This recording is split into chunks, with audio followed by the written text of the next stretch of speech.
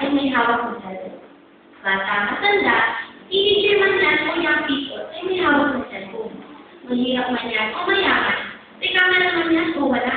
3G man yan o kahit texting lang, kahit walang look, basta may cellphone na hawak. Sa buhay natin, ang cellphone ay naging mahalaga. Lalo na sa mga transaksyon o kaya sa mga mahalagang transaksyon ng mga trabaho. For example, if you're a businessman, mahalaga ito ang gagamitin mo.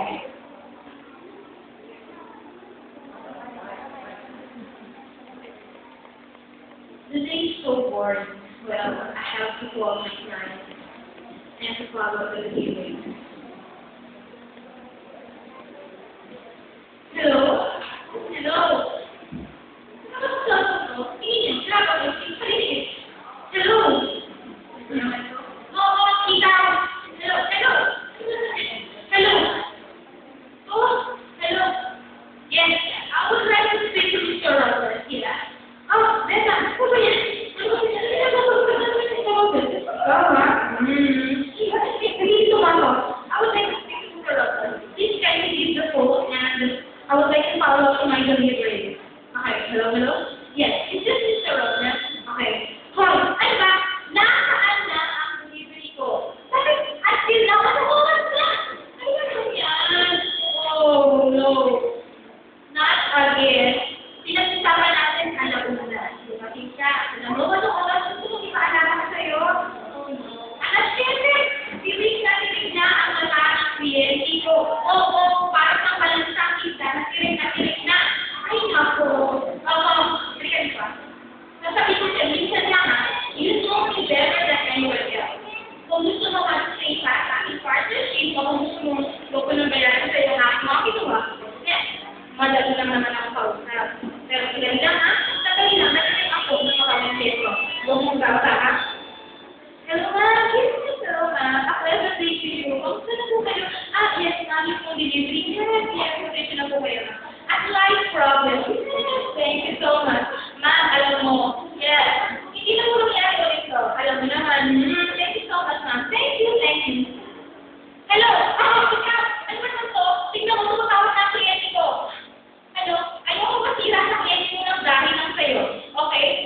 Nagkakaintindihan na ba tayo? Maliwanag naman siguro ang mga sinabi ko sa'yo. Gusto na ulitin ko ba sa'yo? Ha? Ay, nako. Alam mo, nahubusan ako ng laway sa'yo eh. Kanina na ako dadalan na dati ko. Tingin nyo. Hello? Oo, ikaw.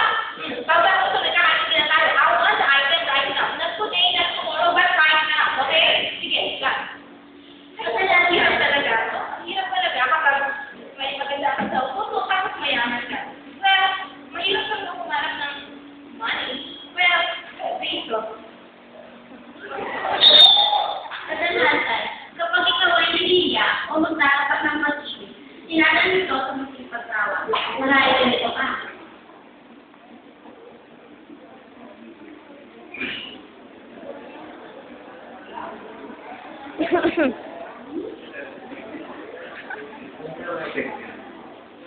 Hello? Hello? O, bakit nga matawag ka?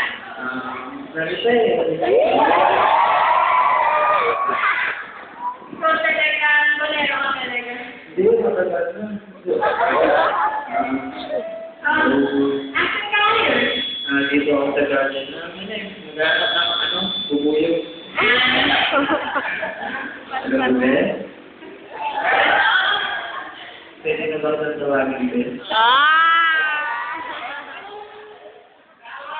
Kung kaya kasi, okay na. Okay. I love you. I love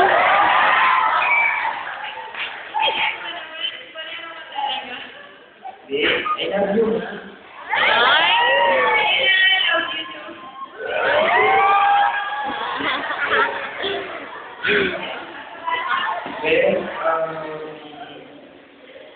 Kaya na. Hindi naman noon, next year pa.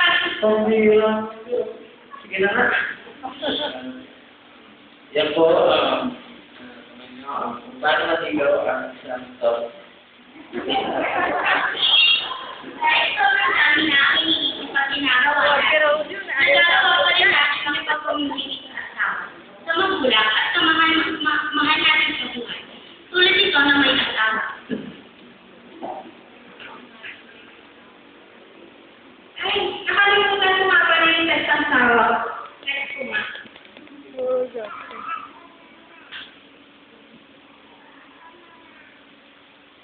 Tagal naman mag-reply. Tawagan ko na lang, ha?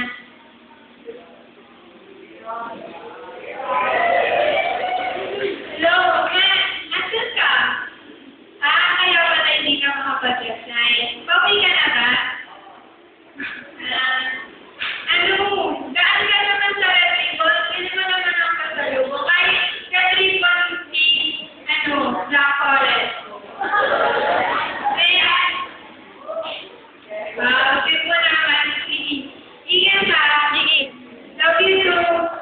Bye-bye. So, sa pangangailangan ay maaari tayo tumawag o mag-text. Napakalaga na nasa emergency. Kadalasan, mas pinupuna natin ang pag-text. Text dito, text doon. Lalo na sa umaga. Good morning dito, kamusta doon. Yan ang madalas natin na unang nababanggit. Pero sa pagtawag natin sa salitang Diyos, ay nakakalimutan natin minsan o kadalasan. Di natin nagawang magbukas ng Bible o manalangin man lang. Inuuna pa natin ang pag-text at tawag sa iba. Halimbawa na lang, kung ang panalangin natin sa Diyos ay by cellphone na rin. Ano kaya ang mangyayari? Lalo na kung kailangan natin tumawag sa Diyos. Katulad na lang dito. Hospital. Tulog ang anak at nag-isip.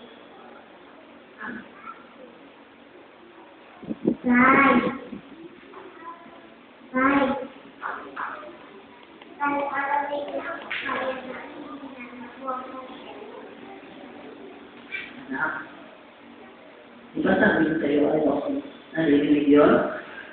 Di ba sabi ko, pupunta tayo sa bukid, tatakbo tayo, magpapalitan ng saranggola. Di ba sabi ko, yung sinasabi mo yung pasitin mo kaya, yung sabi ko yun, ha?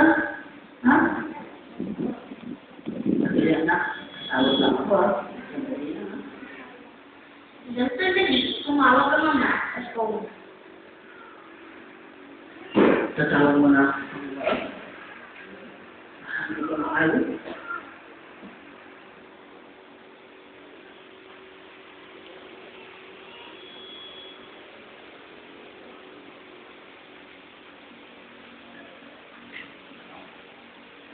Hello? Welcome to Heaven. Call me 24/7. How may I help you, sir? Pwede ko mag-register? Panginoon Diyos, nandiyan ba? Yes? Ako ngayon anak ko. Ano ang idudulog mo sa akin? Oo. Alam ko, puso ko. Alam niyo kung ano na natin ng puso ko para kailangan ko po ang anak ko po. Kailangan ko po ay hospital po. Anak, tulong ka niyo po. Anak, papagaling niyo po ang anak ko. Yun.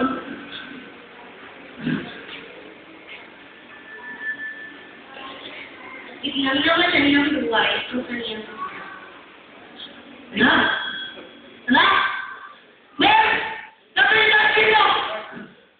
Mer! Yung ano ka! Ano ka? Alam na! Ano nangyari? Anak! Sana natin iyakan ang mangyayari sa ating buhay upang tayo maising at malaman natin ang ating mga pagkukulang sa ating buhay. Huwag sana mangyari sa atin ang bagay niya.